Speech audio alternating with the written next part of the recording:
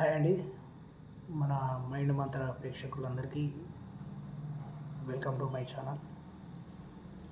నేను మీకు గత వీడియోల నుంచి మీకు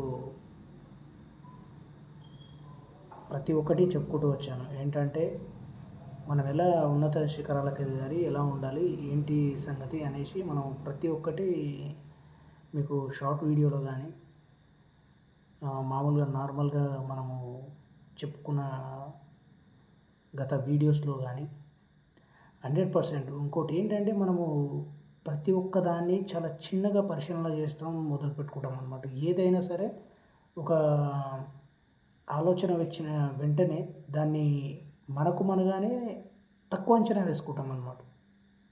అంటే నేను ఈరోజు ఒక 1000 2000 ఒక 10,000 నేను తీసుకురాగలుగుతాను అని అన్నప్పుడు మనకు వేరే ఆలోచన ఏమొస్తుందంటే 10,000 ఎక్కడి నుంచి వస్తాయి అనే థాట్ మనకు వెంటనే మన మైండ్ నుంచి ఒక లోపల నుంచి ఒకటి బయటకి మన ఇన్నర్కి అందిస్తుంది అనమాట. అలాంటి ఎన్నో ఆలోచనలు మనల్ని పదే పదే పీడించడం జరుగుతుంటుంది అనమాట. వాటన్ని ఆలోచనలు పక్కకు పెట్టి మీకు ఏదైతే కావాలి మీకు అన్నది మాత్రమే మీ మైండ్లో ఫిక్స్ చేసుకోండి. అంటే నైట్ పడుకునేటప్పుడు ఎగ్జాక్ట్లీ మీరు నిద్రలోకి జారుకునే ఒక 5 మినిట్స్ ముందు మీకు పక్కన మొబైల్స్ ఏమున్నా అవాయిడ్ చేసేసి పక్కకు పెట్టేసి మీరు ఏదైతే కావాలని అనుకుంటున్నారో దానిపైన దృష్టి పెడితే 100% మీరు అనుకున్న విధంగా జరిగి తీరుతుంది. దాన్ని లా ఆఫ్ అట్రాక్షన్ అంటారు. మన తెలుగులో చెప్పుకుంటే విశ్వదర్శన శాస్త్రం. అంటే మనకు ఎన్నో అద్భుతమైన గ్రంథాలు ఉన్నాయి, ఎన్నో పురాణాలు ఉన్నాయి. దీన్ని నిగూఢంగా ఉంచారన్నమాట. ఇది ఎవరి చేతిలోకి పడితే వాళ్ళ చేతిలోకి వెళ్ళకూడదు అనేసి దీన్ని గుప్తంగా దాచిపెట్టారనమాట ఈ సబ్జెక్ట్ని. ఇది మన అమెరికా, రష్యన్ వాళ్ళు ఎప్పుడో కనిపెట్టారు. వాళ్ళు అందుకే అంత ఉన్నత స్థాయికి, ఉన్నత శిఖరాలకు ఎదగడం జరుగుతుంది. మనం ఎప్పుడైతే మన ఆలోచనల్ని మన మన మన హ్యాండ్ ఓవర్లో ఉంచుకున్నట్టయితే అది ఖచ్చితంగా వాస్తవ రూపం దాల్స్తుందని ఎన్నో ఉదాహరణలు, ఎన్నో ఫీడ్బ్యాక్లు, ఎన్నో వచ్చాయన్నమాట. మనము అవి తెలుసుకునే దాన్ని బట్టి ఉంటుందన్నమాట. మనం ఫాలో అయ్యే దాన్ని బట్టి ఉంటుంది.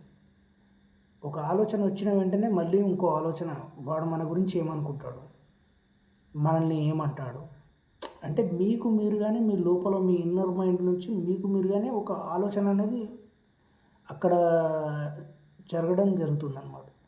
సో నేను చెప్పొచ్చేది ఏంటంటే మనం ఏదైతే ఆలోచనలు పదే పదే పదే పదే విధంగా మనము ఆలోచన చేసుకుంటామో అలాగే మన జీవితం అనేది అలాగే వెళ్తుంది. మీరు నెగిటివ్ ఆలోచిస్తే నెగిటివ్ తొందరగా వచ్చేస్తుంది. మీరు ఎప్పుడైతే పాజిటివ్గా ఆలోచించారనుకో ఆ పాజిటివ్ మాత్రమే మీకు మీ యొక్క ఇన్నర్లోకి రావడం జరుగుతుంది.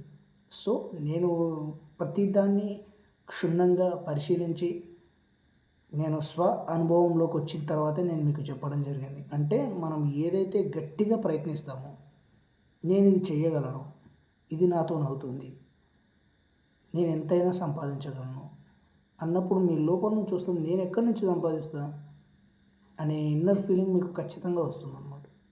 అంటే మీ యొక్క భావనల్ని మీరు పొందినట్టు ఎప్పుడైతే అనుభూతి చెందుతారో అది ఖచ్చితంగా వాస్తవ రూపం దాల్చి మీ దగ్గరికి రావడం జరుగుతుంది. దీన్ని కాస్మాలజీ, విశ్వదర్శన శాస్త్రం అనేసి చెప్పడం జరిగింది. ద సీక్రెట్ ఆఫ్ బుక్ అనే బుక్ కూడా ఉంటుంది. ఎప్పుడైతే మనల్ని మనము తక్కువ అంచనా వేసుకొని ఎప్పుడైతే మనల్ని మనము చిన్నగా చూసుకుంటామో అప్పుడు నీ ఆటోమేటిక్గా నీ యొక్క ఇన్నర్ మైండ్ దాని మీదే వెళ్తుంది. ఇక్కడ దేవుడు ఉన్నాడని అంటే దేవుడికి మన సబ్జెక్టుకి దగ్గర సంబంధం ఉంటుంది. ఎందుకంటే మనం వాస్తవాలని చెప్తున్నాం. ఇప్పుడు మనకు ఒక ఉదాహరణకు ఒకటి ఎగ్జాంపుల్ తీసుకోవాలని అనుకుంటే అందులో నుంచి అహం బ్రహ్మాస్మి అంటే అహం నేనే బ్రహ్మని, అంటే మనమే బ్రహ్మ. ఇందులో భగవద్గీతలో కృష్ణుడే స్వయంగా చెప్పాడు అనమాట, అహం బ్రహ్మాస్మి. ఎవడైతే నన్ను అన్ని సకల జీవరాశులు ఈ భూమండలం మొత్తం నన్ను చూడగలుగుతాడో అంతటా నేనే నిండి ఉన్నాను అనేసి ఎప్పుడైతే వాడు అనుకుంటాడో వాడే స్థితప్రజ్ఞుడు అనేసి గీతలో కృష్ణుడు చెప్పాడు.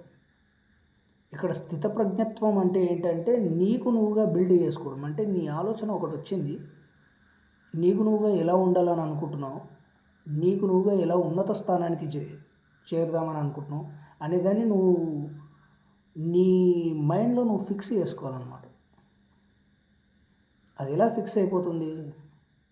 మనం పాజిటివ్గా మాట్లాడిన సేపట్లోనే మనకు నెగిటివ్ అనేది ఇంకొకటి అలవర్చుకుని ఉండడం జరుగుతుందన్నమాట.